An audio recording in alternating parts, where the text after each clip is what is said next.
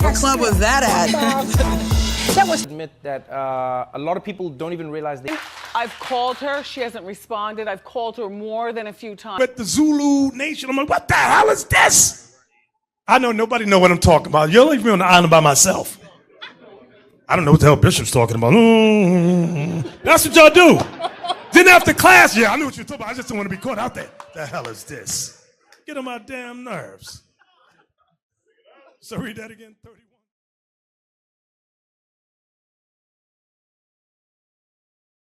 Give me Isaiah 58:1. That's what some of you don't seem to understand.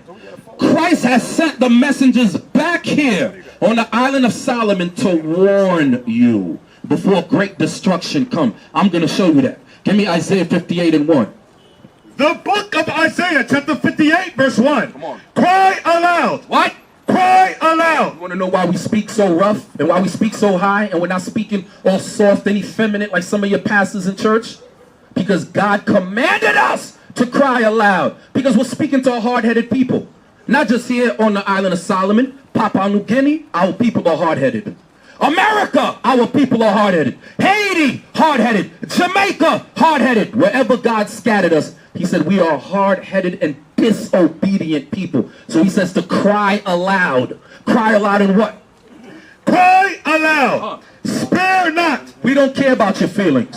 When that young man came up here and asked for that cross back, some of you like, why he didn't give the cross back? We are not here to spare your feelings. God says, go out and tell them, warn them from me. That's what God commanded us to do. We're not here to play with your emotions. We don't care about emotions. We're not here for that. God sent us on a great commission to warn the children of Israel. Right. Warn you from the earthquake. Warn you from the hurricane. Warn you from the tornado. Warn you from third world war, nuclear destruction. But some of you are going to choose fire over salvation. Some of you are going to choose your sin that you lust after over salvation. A damn piece of cross, a piece of metal that probably costs $5, $2. You rather choose that over salvation. Read it again. Cry aloud. Spare not. Lift up thy voice like a trumpet. You want to know why we speak loud? God Almighty told us to lift up our voice like a trumpet. A trumpet is not soft. A trumpet is not a flute. A trumpet is loud. Come on. And show my people. Show who? And show my people. You brothers of Solomon Island, you are God's people. We don't care what the world calls you. Right. They call you Kanaka. Is that it? Yeah. Kanaka, which means nigga. You are not Kanaka. You are the children of Israel. You are the sons and daughters of the living God. He says to show my people and show my people their transgression. That's what we're doing. What is transgression? Sin. What is transgression? Sin. What is sin? The transgression of God's law. When you break God's commandments. God says to go out and show you that. Show you where you're going wrong. So I said Christmas. I mentioned you're not supposed to. How many of y'all can show me Christmas in the Bible? Show me your hand. Show me your hand. Because you've been celebrating your whole life because Pastor said it. Okay, one sister who's honest, she raised her hand. Sisters, those two young sisters right here in the front with the green shirts. You two. You guys go to the Catholic Church? Do you guys celebrate Christmas? You do. Good. Very well. You can be honest. We're not going to beat you up. I used to celebrate Christmas. Keyword used to. Is that in the Bible? Did Christ celebrate Christmas? Did Peter, Paul, Matthew, Barnabas, did they celebrate Christmas? Huh? So why do you celebrate it? Colossians 2 verse 8. Why do you celebrate it? Ask yourself that. Because you've been following the traditions of men. The same man that put yokes of iron on your neck is the same one that gave you these false holidays, these false religions to serve. Because they want to keep you in sin. The longer we're in sin, the longer we remain at the bottom. The minute we wake up as the Israelites, Christ said he would come and save us from the hand of all that hate us. Colossians 2 verse 8. Colossians chapter 2 verse 8.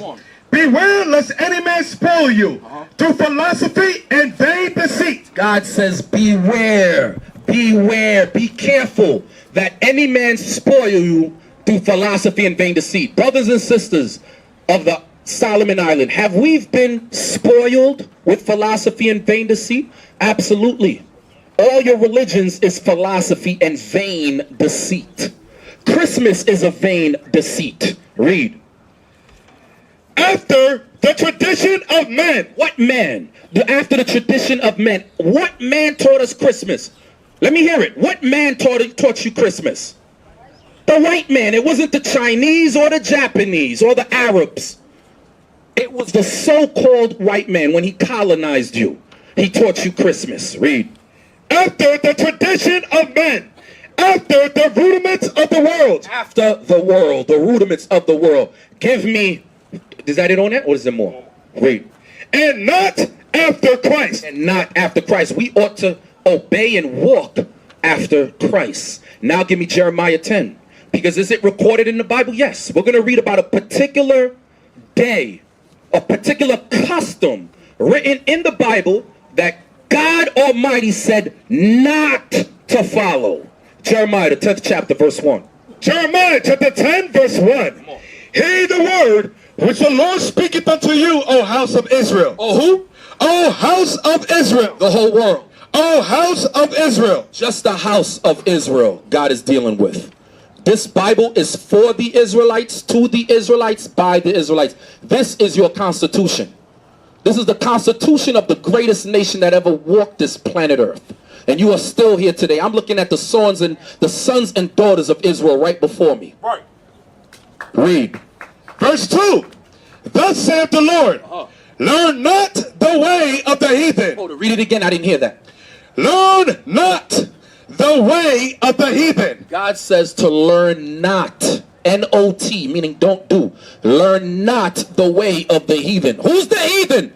All other nations outside of the nation of Israel. The word heathen means nations. God says don't learn the way of the nations. We're going to read about a particular custom. He said learn not the way of. Read. Learn not the way of the heathen. Come on. And be not dismayed at the signs of heaven. Don't be dismayed at shooting stars. Don't be dismayed at blood moons and so forth. Don't be dismayed at the signs of heaven, because the heathens are dismayed at them. That's why there's such thing called a horoscope. Okay? Where you look up the month you were born. Oh, I'm a Scorpio. I'm a Sagittarius. I'm an Aquarius. That's garbage, according to God. That is another form of idolatry and witchcraft that God said not to do. He said, learn not the way of the heathen. For the heathen are dismayed at them. Come on. For the customs of the people are vain. He says the customs of the people, the nations, are lies. The word vain means lies. Read. For one cutteth a tree out of the forest. So this particular custom requires the cutting of a tree out of the forest. Now let's do an examination. Process of elimination. What holiday requires the usage of a tree? Is it Easter? Huh? What the hell? Am I talking to myself? When you celebrate Easter, do you have to use a tree to celebrate Easter? Yes or no? No. Mother's Day, does that require a tree? Okay. Father's Day, does that require a tree? Christmas! Does that require a tree? Yes, yes, yes. Back in ancient Babylonian times that we're reading about with the time of Jeremiah, you had to go to the forest and cut it down. Now you can go to one of these Chinese stores and buy it. Now you can go to the white man's store and buy the tree. God says, what? Read it again. For the customs of the people are vain. For the customs of the people are lies. Read. For one cutteth a tree out of the forest. Come on. The work of the hands of the workmen with the axe. Because you need an axe to chop that tree down. But now you don't have to do that. You can go to the store and buy it. Read.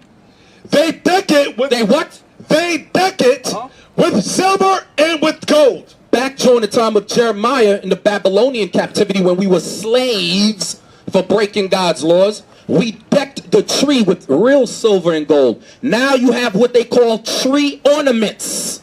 Silver and gold tree ornaments that you deck it with. Read. They deck it with silver and with gold.